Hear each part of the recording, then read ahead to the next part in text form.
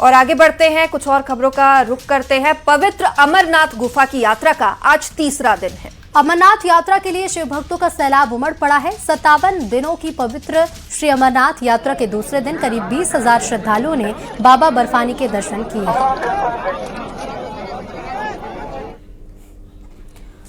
और इसी के साथ 5 की आंच में फिलहाल इतना ही। खबरों का सिलसिला लगातार जारी है।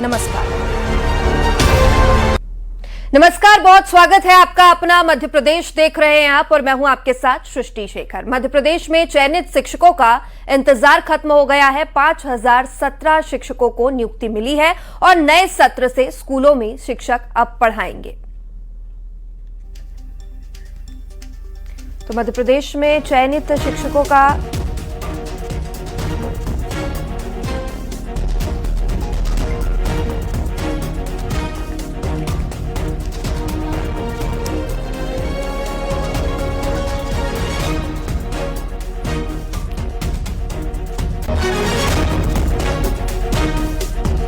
तो भोपाल से इस वक्त की बड़ी खबर बता दें। दतिया उपचुनाव से जुड़ी बड़ी खबर आपको बता रहे हैं, जहां पर 7 जुलाई तक प्रत्याशी का ऐलान कांग्रेस करेगी। राजेंद्र भारती की पत्नी को टिकट दे सकती है कांग्रेस। अवधेश नायक और घनश्याम सिंह भी रेस में शामिल है। जिला कांग्रेस से प्रदेश अध्यक्ष ने रिपोर्ट मंगाई है। तो ये बड़ी खबर इस वक्त की दतिया उपचुनाव से जुड़ी। दतिया उपचुनाव के लिए 7 जुलाई तक कांग्रेस प्रत्याशी का ऐलान कर सकती है। और यह भी खबर कि राजेंद्र भारती की पत्नी को इस बार कांग्रेस टिकट दे सकती है। इसके साथ ही अवधेश नायक, घनश्याम सिंह भी रेस में शामिल है। जिला कांग्रेस से प्रदेश अध्यक्ष ने रिपोर्ट मंगाई है। ज्यादा जानकारी के साथ हमारे सहयोगी रमाकांत दुबे हमारे साथ जुड़ गए हैं। रमाकांत, लगातार दतिया उपचुनाव के लिए माहौल बनता दिखाई दे रहा है और वहीं अब खबर यह कि राजेंद्र भारती की पत्नी को टिकट दे सकते हैं। इसके अलावा कौन कौन से नाम हैं जो रेस में शामिल? आज ही देखिए, मैं आपको बता दूं कि कांग्रेस जो है वो दतिया चुनाव को लेकर पूरी तरह से माहौल बनाने में लगी हुई है। कल ही जो है वो जीतू पटवारी और दिग्विजय सिंह दतिया पहुंचे थे, जहां उन्होंने कार्यकर्ताओं से सम्मेलन करके उनमें जोश भरा था और अब प्रत्याशी का नाम का ऐलान करने की भी तैयारी तेज हो गई है। 7 जुलाई को ये नाम तय किया जा सकता है। इसमें माना जा रहा है कि राजेंद्र भारती के परिवार से ही किसी को टिकट दिया जा सकता है। रेस में सबसे आगे उनकी पत्नी शोभा राजेंद्र भारती का नाम चल रहा है। इसके अलावा अवधेश और घनश्याम का नाम भी चल रहा है। अवधेश नायक 2023 में इनको कांग्रेस ने चुनाव दिया था, टिकट दिया था चुनाव में, लेकिन विरोध के चलते इनका टिकट वापस लेकर राजेंद्र भारती को उम्मीदवार बनाया गया था। तो एक बार फिर अवधेश नायक जो है वो टिकट के लिए अपनी जोर आजमाइश कर रहे हैं। तीसरा नाम घनश्याम सिंह का चल रहा है कि जो दतिया राजघराने से संबंध रखते हैं और कांग्रेस के वरिष्ठ नेता हैं, उनका नाम भी रेस में शामिल है। लेकिन माना जा रहा है कि टिकट जो है वो राजेंद्र भारती के परिवार से ही उनकी पत्नी शोभा राजेंद्र भारती या फिर उनके बेटे अनुज भारती को दिया जा सकता है। हालांकि रेस में अभी भी शोभा का नाम सबसे आगे चल रहा है, जो राजेंद्र भारती की पत्नी है। और इसी को लेकर प्रदेश अध्यक्ष ने जो है वो जिला कमेटी से, जिला कांग्रेस के कार्यकर्ताओं से रिपोर्ट मांगी है और ये रिपोर्ट आने के बाद 7 जुलाई तक संभावित उम्मीदवार के नाम का ऐलान किया जा सकता है। बिल्कुल रमाकांत, तो कांग्रेस एक तरीके से तैयार है, लेकिन वही बीजेपी का कुछ और ही बयान सामने आ रहा है। तैयारी की जरूरत नहीं, ये वो कह रही है। आप बने रहिए हमारे साथ। एक बार दतिया उपचुनाव पर हेमंत खंडेलवाल का बयान भी लोगों को बता दें। उन्होंने कहा है कि बीजेपी हर चुनाव के लिए हमेशा तैयार रहती है, चुनाव के लिए बड़ी तैयारी की हमें जरूरत नहीं है। नरोत्तम मिश्रा को पार्टी का वरिष्ठ नेता बताया है और कहा कि दतिया से पहले भी नरोत्तम मिश्रा सक्रिय रहे थे। केंद्रीय नेतृत्व अब टिकट पर अंतिम फैसला करेगा। तो दतिया उपचुनाव पर हेमंत खंडेलवाल का यह बयान सामने आया। कहा कि बीजेपी हर चुनाव के लिए हमेशा तैयार रहती है और बड़ी तैयारी की कोई जरूरत नहीं है। इसके साथ ही नरोत्तम मिश्रा को पार्टी का वरिष्ठ नेता बताया।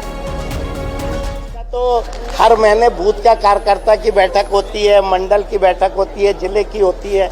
हम तो हर चुनाव के लिए हमेशा तैयार रहते हैं। हमें किसी भी चुनाव के लिए कोई बड़ी तैयारी की ज़रूरत नहीं है। दतिया का चुनाव आयोग ने घोषित किया है। आने वाले समय में हम फॉर्म भराने का भी काम करेंगे। राष्ट्रीय हमारा नेतृत्व जिस भी उम्मीदवार का तय करेगा उसे चुनाव लड़ाने का काम करेंगे और भारतीय जनता पार्टी के कार्यकर्ताओं की मेहनत से हम वहाँ के लोगों का दिल जीतने का और विजयी होने का काम नरोत्तम मिश्रा तैयारी कर रहे हैं, सब जगह चर्चा चल रही है। नरोत्तम मिश्रा जी हमारे वरिष्ठ और पार्टी के एक बड़े नेता हैं। हमारे नरोत्तम मिश्रा जी पहले भी चुनाव लड़े और लगातार दतिया में सक्रिय रहे, लेकिन उम्मीदवार का निर्णय हमारा केंद्रीय नेतृत्व, हमारे राष्ट्रीय अध्यक्ष नितिन नवीन जी और सारे लोग।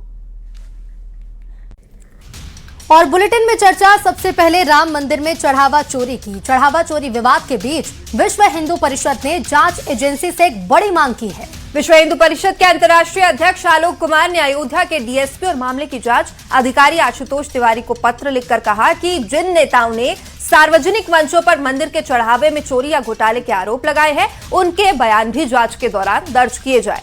और इस लेटर में संजय सिंह, केजरीवाल, रामगोपाल यादव और प्रियंका गांधी का नाम भी शामिल है। इस लेटर के बाद अब नया घमासान शुरू हो गया है। क्या है पूरा मामला, देखिए इस रिपोर्ट में।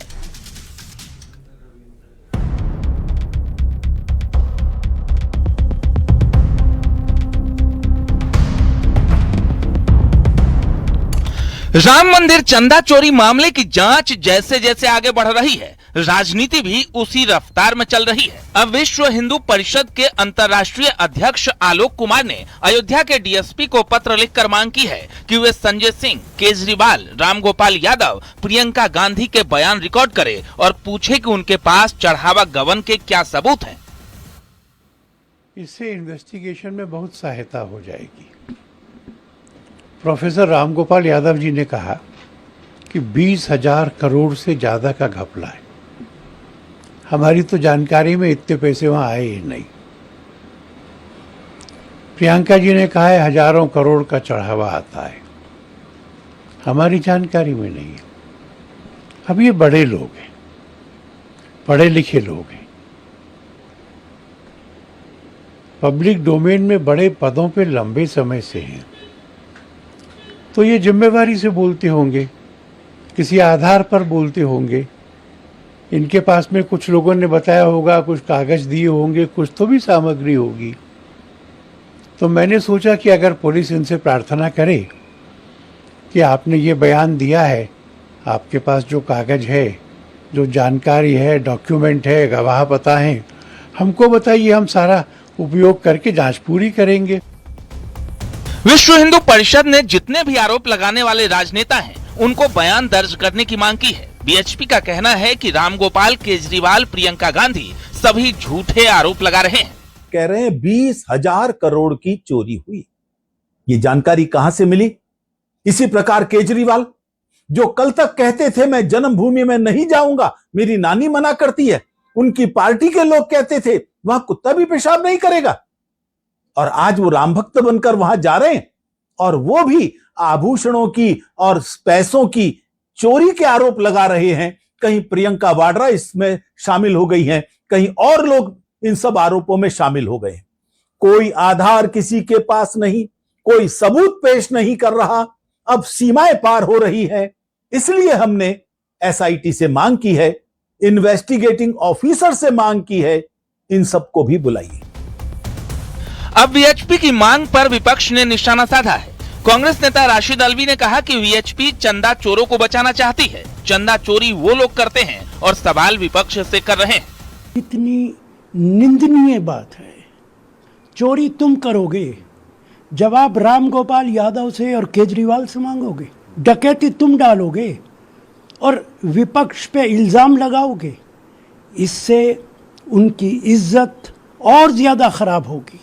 उनको एहसास नहीं है कि आज देश की जनता उनके बारे में क्या विचार कर रही है।